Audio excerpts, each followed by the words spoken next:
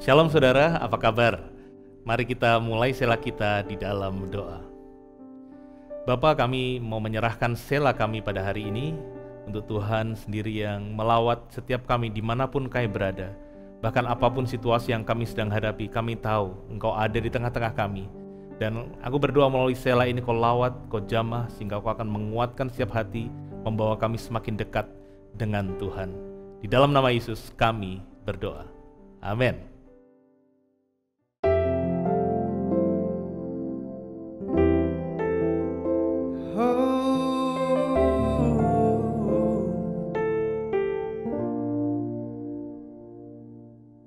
Bapa, Kau setia, takkan meninggalkan, dan ku percaya Engkau milikku dan ku milikmu. Kerinduanku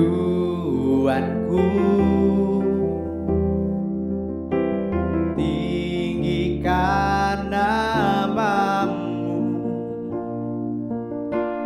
karena ku tahu Engkau dalamku dan ku dalammu.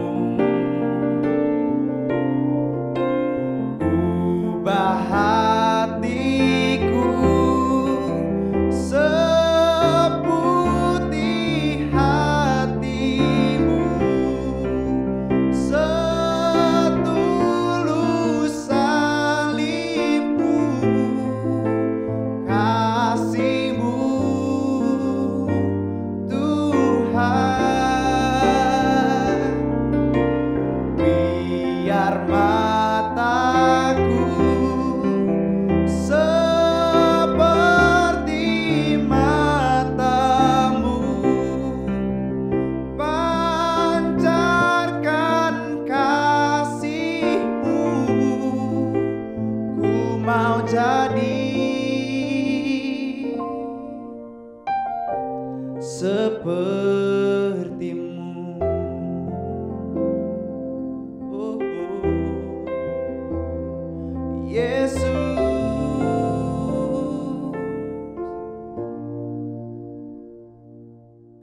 Bapa, Kau setia,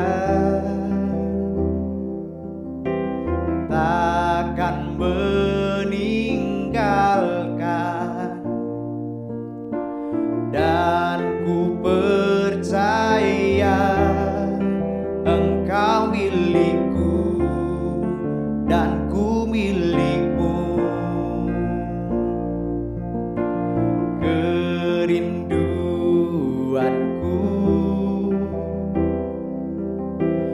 tinggikan namamu, karena ku tahu Engkau dalamku dan ku dalammu. Ubah hatiku seputih hatimu, setulus salibmu, kasihmu Tuhan. Biar mataku seperti matamu, pancarkan kasihmu. Ku mau jadi sepertimu. Ubah hatiku seputih hatimu, setulus salibmu, kasihmu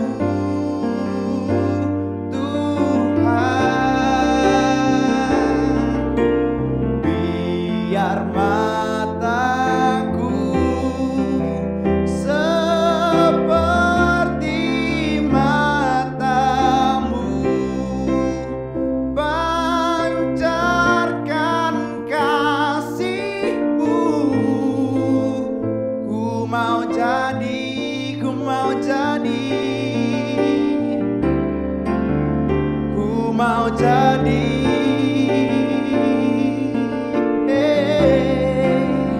ku mau jadi sepertimu.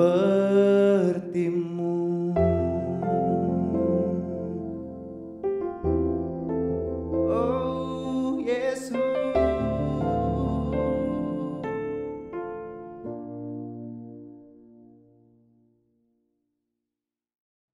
Ada satu pertanyaan yang akhirnya menuntun saya kepada kelahiran baru, yaitu ketika ada seseorang yang bertanya kepada saya, apakah kamu secara pribadi sudah mengenal Tuhan Yesus? Saya yang adalah mahasiswa baru pada waktu itu sulit untuk menjawabnya dengan jujur. Saya memang telah menjadi Kristen sejak di bangku SMP, tapi saya hanyalah orang Kristen yang agamawi atau formalitas semata. Artinya saya hanya pergi ke gereja setiap minggu, hanya berdoa jika mau makan atau kalau lagi ada keperluan. Saya tidak pernah membaca Alkitab, tidak pernah bersaat teduh atau memiliki waktu doa pribadi dengan Tuhan. Sewaktu kemudian saya menjawab, iya, saya percaya kepada Tuhan Yesus. Orang itu menekankan lagi pertanyaannya. Yang saya tanyakan bukanlah apakah kamu percaya kepada Tuhan Yesus, tetapi apakah kamu mengenal Dia secara pribadi? Apakah kamu punya waktu untuk berbicara dengan Dia, mendengarkan Dia berbicara, dan memiliki hubungan yang dekat dengan Tuhan Yesus? Dia bahkan kemudian mengutip salah satu ayat firman Tuhan yang berkata bahwa iblis pun percaya kepada Tuhan dan mereka gemetar. Dengan sedikit malu, saya kemudian katakan kepada dia, iya sih, saya tidak punya hubungan yang seperti itu dengan Tuhan. Orang itu kemudian membukakan ayat-ayat Alkitab bahwa kekristenan itu bukanlah hanya tentang kepercayaan di pikiran, tetapi berbicara tentang pengenalan kepada Allah di dalam hati. Dan dari sanalah kemudian Tuhan memproses hati saya, sampai akhirnya saya mengalami perjumpaan pribadi dengan Tuhan, dan memulai perjalanan pengenalan akan Dia hingga saat ini. Dari cerita ini saya ingin membawa saudara untuk membahas hal yang sangat penting di dalam iman kekristenan kita, yaitu pengenalan akan Allah. Hal yang pertama untuk kita pahami adalah bahwa kekristenan bukanlah agama, saudara. Kekristenan adalah kehidupan pengenalan akan Tuhan. Di dalam doanya di Yohanes pasal 17 ayat yang ketiga, Tuhan Yesus berkata demikian. Inilah hidup yang kekal itu, yaitu bahwa mereka mengenal Engkau, satu-satunya Allah yang benar, dan mengenal Yesus Kristus yang telah Engkau utus. Izinkan saya mengulangi kembali perkataan ini, saudara. Inilah hidup yang kekal itu, yaitu bahwa mereka mengenal Engkau, satu-satunya Allah yang benar, dan mengenal Yesus Kristus yang telah Engkau utus. Kehidupan kekal bukan hanya tentang kita akan beroleh slot di surga bersama dengan orang-orang percaya yang lain. Kehidupan kekal bukanlah hanya ada kebahagiaan selama-lamanya dalam kekekalan. Kehidupan kekal bukan hanya nanti di saat kita meninggal dipanggil pulang ke rumah Bapa. Kehidupan kekal itu dimulai di sini, di bumi ini. Kehidupan kekal adalah pengenalan akan Tuhan, dan sama dengan semua jenis pengenalan, maka hal itu pastilah dimulai dengan perjumpaan dan perkenalan. Kita tidak mungkin ujuk-ujuk bisa kenal baik dengan seseorang. Yang indah di sini adalah Allah Sang Pencipta langit dan bumi, penguasa alam semesta, Allah yang Maha Kuasa. Dialah yang mengambil inisiatif untuk datang dan menjumpai kita. Dia datang untuk mengetuk pintu hati kita, dan jika kita membuka, maka Dia akan datang dan bersekutu dengan kita. Itulah yang saya alami, saudara. Kemudian di kamar kos saya di Yogyakarta, satu hari setelah ulang tahun kelahiran saya, ulang tahun saya yang ke-19, saudara. Allah yang Maha Tinggi berkenan datang kepada saya yang bukan siapa-siapa untuk memulai sebuah hubungan, pengenalan, persekutuan dengan Dia. Di momen itulah saya berjumpa dengan Allah, saya beroleh keselamatan, saya menjadi ciptaan yang baru dan dilahirkan kembali secara roh. Rasul Yohanes berkata di 1 Yohanes 5 ayat yang ke-20, Akan tetapi kita tahu bahwa anak Allah telah datang dan telah mengaruniakan pengertian kepada kita supaya kita mengenal yang benar. Dan kita ada di dalam yang benar, di dalam anaknya Yesus Kristus. Dia adalah Allah yang benar dan hidup yang kekal. Tuhan Yesus datang bukan hanya untuk mati di kayu salib supaya kita terbebas dari hukuman dosa dan beroleh jaminan akan hidup yang kekal. Dia datang untuk mengaruniakan pengertian supaya kita mengenal Allah yang benar. Hal paling fatal sebagai akibat dari kejatuhan Adam adalah rusaknya hubungan pengenalan dan persekutuan antara manusia dengan Allah. Adam dan Hawa harus keluar dari Taman Eden dan kehilangan hubungan yang intim dengan Tuhan. Baru setelah melalui proses ribuan tahun, akhirnya Adam yang kedua, Yesus Kristus datang untuk mengembalikan apa yang dirusak oleh dosa melalui kematiannya di kayu salib. Yohanes 10 ayat 10 menegaskan hal ini, yaitu bahwa iblis atau si pencuri datang hanya untuk mencuri, membunuh, dan untuk merusak. Tapi Yesus datang supaya manusia mendapat hidup berlimpah-limpah. Yang membedakan kematian dan kehidupan adalah bahwa di dalam kehidupan selalu ada hubungan yang aktif di dalam setiap bagiannya. Di pelajaran biologi dijelaskan bahwa makhluk hidup adalah organisme atau bentuk kehidupan yang memiliki atau menunjukkan ciri-ciri kehidupan atau makhluk hidup. Ciri-ciri yang mendasar dari makhluk hidup adalah mempunyai struktur yang teratur, membutuhkan energi, merespon rangsangan dan beradaptasi dengan perubahan lingkungan, serta memiliki kemampuan bereproduksi, bertumbuh, bergerak, melakukan metabolisme dan juga kemudian mati. Jadi saya membayangkan bahwa secara rohani, sebelum saya mengalami perjumpaan dengan Tuhan Yesus, saya itu seperti makhluk yang mati, yang tidak memiliki kesanggupan untuk merespon rangsangan, tidak sanggup bergerak dan tidak bisa bertumbuh. Namun saat Yesus datang menjamah saya, seperti dalam kisah-kisah dongeng saudara, saya hidup kembali, lahir baru. Yesus datang bukan untuk membuat manusia jahat menjadi baik.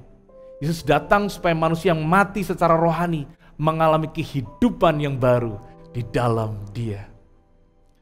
Dan hanya dari roh yang telah dilahirkan kembali inilah kita bisa memulai hubungan dengan Allah yang juga adalah roh. Jadi kembali saudara, tujuan utama Yesus datang bukanlah hanya supaya kita selamat dan masuk surga. Tujuan utamanya adalah supaya hubungan Allah dan manusia dipulihkan sekali untuk selama-lamanya. Itu yang tidak saya mengerti dahulu sebelum saya lahir baru.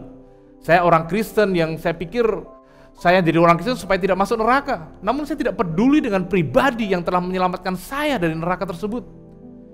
Tidak heran jika Rasul Paulus berkata di Filipi 3 ayat 8, saudara. Malahan segala sesuatu kuanggap rugi karena pengenalan akan Kristus Yesus Tuhanku lebih mulia daripada semuanya. Bagi Paulus pengenalan akan Kristus itu lebih mulia dari jabatan, pelayanan, keluarga, kekayaan, kesenangan, dan semua hal lain yang dunia bisa tawarkan. Saudaraku yang dikasihi Tuhan, pengenalan akan Kristus hendaklah menjadi keinginan kita yang utama sebagai orang percaya. Melebihi keinginan kita untuk diberkati, dilindungi, dan bahkan diselamatkan dari kematian kekal. Selanjutnya Rasul Paulus mengatakan di ayat berikutnya, di Filipi 3 ayat 9. Dan berada dalam Dia bukan dengan kebenaranku sendiri karena mentaati hukum Taurat, melainkan dengan kebenaran karena kepercayaan kepada Kristus, yaitu kebenaran yang Allah anugerahkan berdasarkan kepercayaan. Paulus kembali mengingatkan bahwa yang membuat kita bisa berada di dalam Dia atau berada dalam hubungan pengenalan dengan Dia itu bukanlah karena kita layak. Itu bukan karena kita baik dalam menaati hukum-hukum Allah, bukan.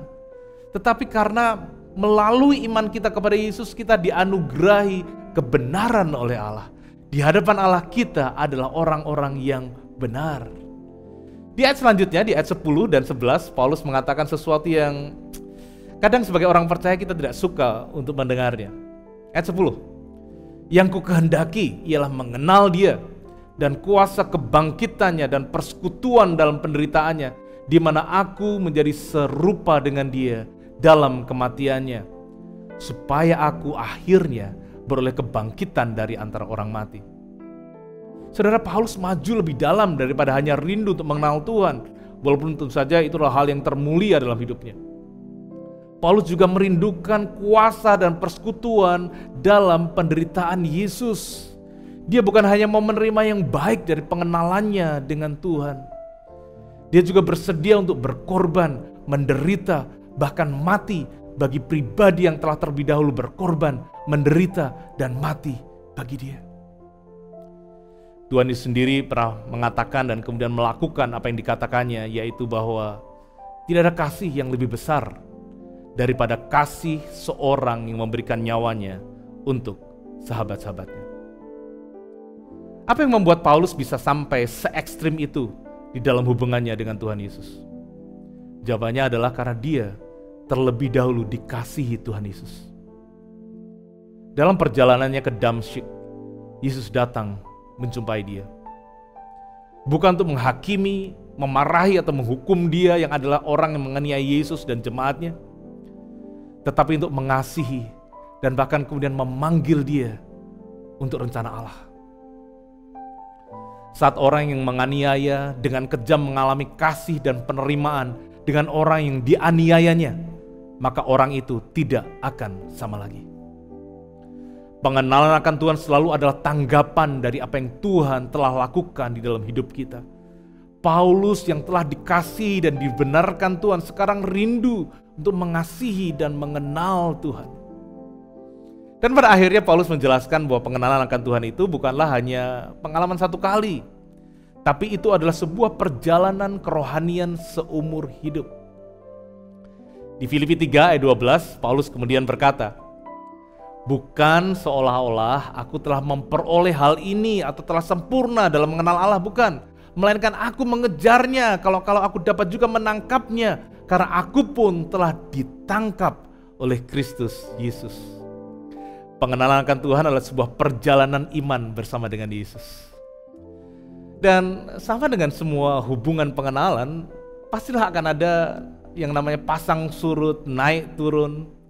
Dan di dalam lebih dari 30 tahun saya kenal Tuhan, saya juga mengalami waktu-waktu kedekatan yang sangat intim dengan Tuhan. Saya dekat sekali dengan Tuhan. Namun jujur saudara, ada kalanya saya juga mengalami waktu-waktu di mana sepertinya Tuhan itu jauh dari saya. Sepertinya Tuhan gak bicara apa-apa.